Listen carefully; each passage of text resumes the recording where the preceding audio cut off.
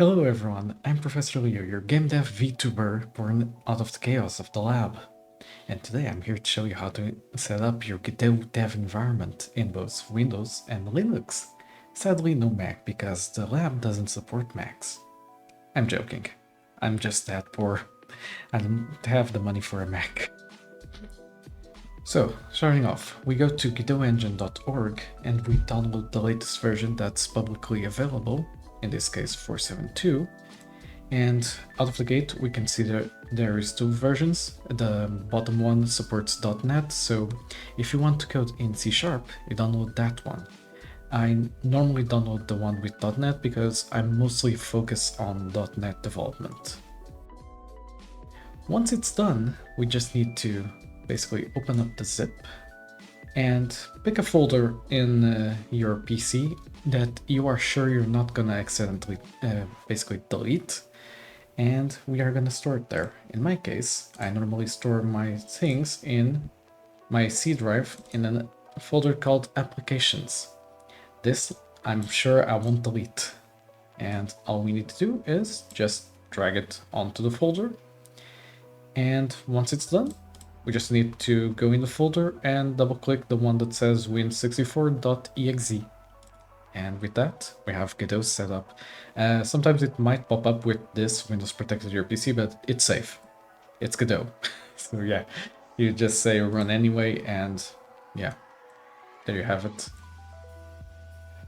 Now for everyone's favorite Penguin operating system, it's time for Linux. So there's two ways we can do this in Linux.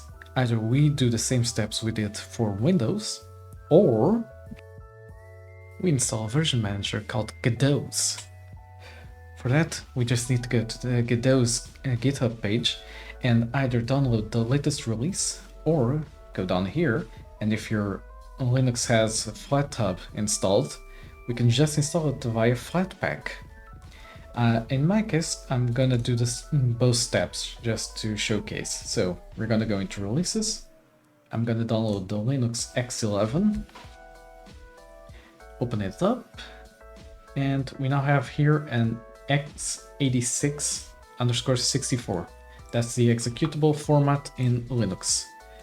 So we just go in here, properties, and say in permissions, okay, it's already allow executing files as a program, so all we need to do is double click the program. It opens up the Godot's window, and basically now you just need to install an editor. So you can just go in here, maybe refresh.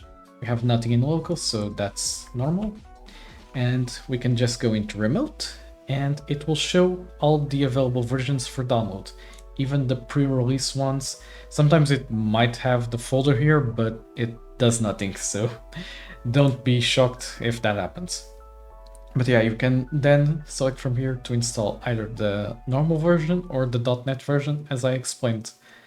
And now for the second part, I think I have Flatpak installed, so let me go back here, get it on FlatHub, and we have here a simple command, which is flatpak install FlatHub, and then the repository. Let me open up a terminal and see if I have Flatpak installed.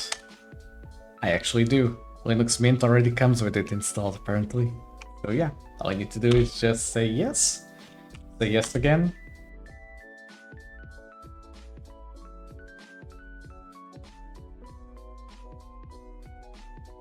Okay, and we're done. So now if I go into the start menu, search Godot's, there we have it. It's installed. Simple, right? As for the editors, I'll leave that up to your choice. You can even use the inbuilt code editor. Nobody will judge you. I mean, maybe I will if you try to use it for C#. So with this, we are done for today. I hope I could help you all start your journey into the world of game dev in Godot. And I'll see you next time, where we'll create our first script and our first game. I'm Professor Leo. If this video was helpful, I'd appreciate it if you'd give it a like, subscribe, and feedback on how was my performance.